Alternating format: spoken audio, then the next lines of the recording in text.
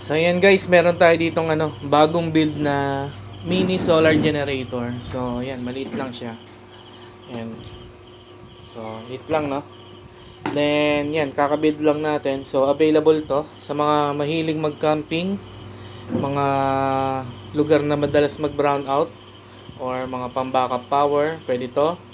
O gumagamit ng work from home, no? Gamit yung laptop nila, pwede to. So yan. Ang maganda rito, lahat halos nandito na. So although mini siya, kompleto na siya, no? Complete na. Meron ka ng emergency light. So yan, emergency light. Meron ka na rin voltmeter dito. May kita mo yung voltage ng battery mo.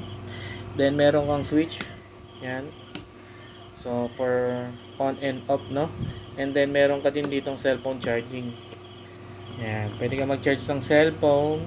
Then ito, cigarette socket. So sa mga mini electric fan na naka-cigarette socket. So ito, ang mga pwede niyang pagganahin, mga basic appliances gaya ng clip fan.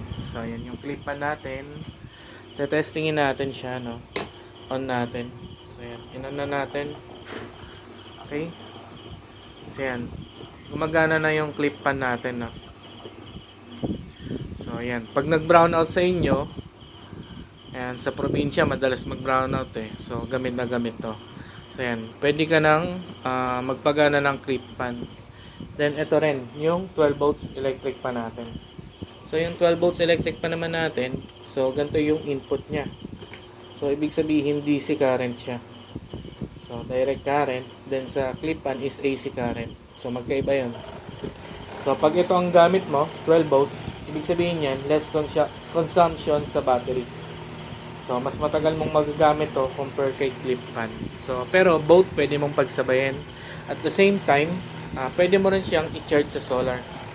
So ito, meron tayo ditong positive and negative na input for solar panel. So maximum 200 watts na solar panel ang pwede mong gamitin sa kanya. So yan, meron din tayong previous na ilaw.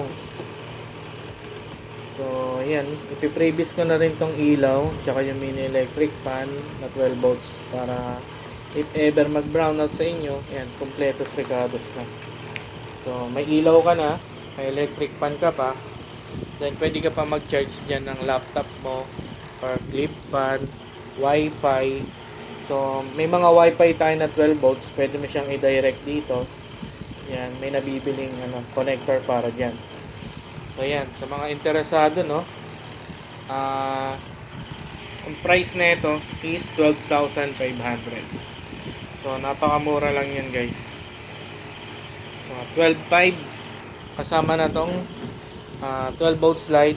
Then ito, kasama na yan. Then may charger na rin yan. So paggamit naman ng charger, yung charger nya, yan, charge mo siya using this charger.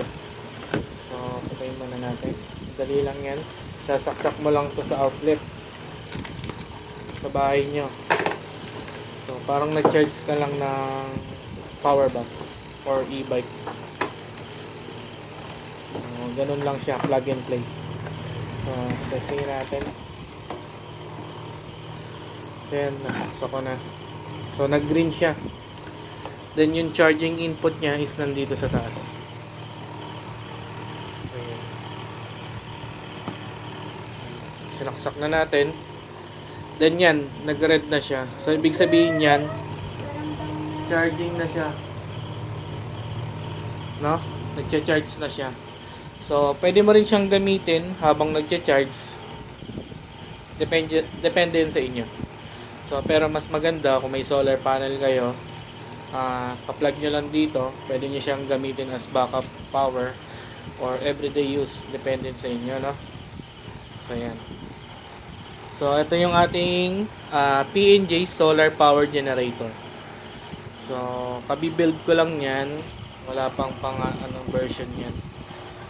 So lalagyan na lang natin. So sa mga gusto mag-avail, available ngayon to, 12,500. So with 1 year service warranty, then with after sales support. So ganun tayo, no?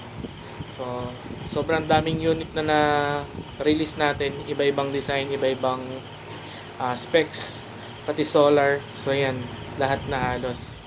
So, pati mga lithium battery gumagawa tayo. Ito, may repair tayo dito. So, ito. Ayan. Dagdag ko lang. Ito, gawa to ng manufacturer. So, inaayos natin. Re-rebuild natin yan. Monthly, gumagawa. I-deliver natin yan. So, ayan. Napaka-basic niya lang gamitin. So, ito na rin yung demo video niya kung paano siya gamitin. So, off na natin.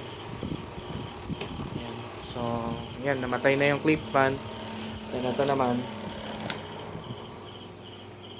Ayan. So, okay na. Sa mga gusto mag-avail, PM nyo ako or chat nyo ako sa FB page ko. So, yun lang. Peace.